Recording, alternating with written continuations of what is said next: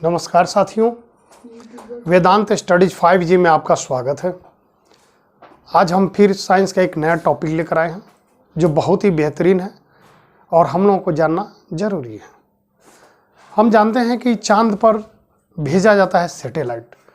बहुत सारे सैटेलाइट भेजे गए हैं। भारत हाल ही में पिछले वर्ष भेजा था जो वहाँ पहुँच गया था।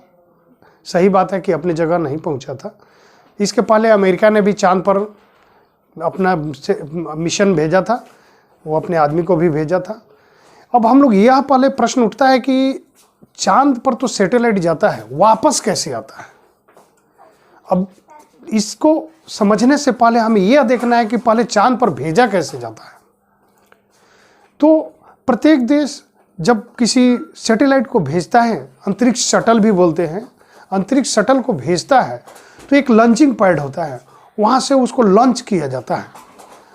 तो लॉन्चिंग पैड के द्वारा उसको एस्केप वेलोसिटी जो पृथ्वी का 11.2 किलोमीटर प्रति सेकंड है, उससे उस रफ्तार से उसको भेजा जाता है। यानी यह भेजना ऐसे है जैसे बंदूक से गोली या तोप का गोला छोड़ना। लेकिन लॉन्चिंग पैड पर जब पृथ्वी का वेलोसिटी, एस्केप वेलोसिटी 11.2 किलोमीटर प्रति सेकंड से किसी भी यदि ऑब्जेक्ट को यहाँ से भेजा जाए, प्रक्षेपित किया जाए, तो वह पृथ्वी के गुरुत्वाकर्षण क्षेत्र से बाहर निकल जाता है और वह फिर उसको चांद की ओर भेजा जाता है, चांद पर पहुँचता है। चांद पर भेजने की जो प्रक्रिया है वो हम अलग विस्तार से बताएंगे।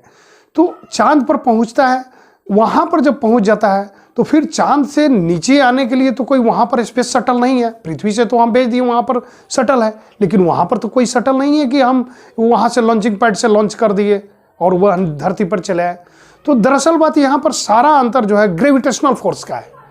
जो पृथ्वी का ग्रेविटेशनल फोर्स है वो वहाँ से किसी भी ऑब्जेक्ट को बाहर भेजने के लिए, वायुमंडल से बाहर भेजने के लिए 11.2 किलोमीटर प्रति सेकंड वेलोसिटी की जरूरत होती है, जिसको हम लोग एस्केप वेलोसिटी कहते हैं।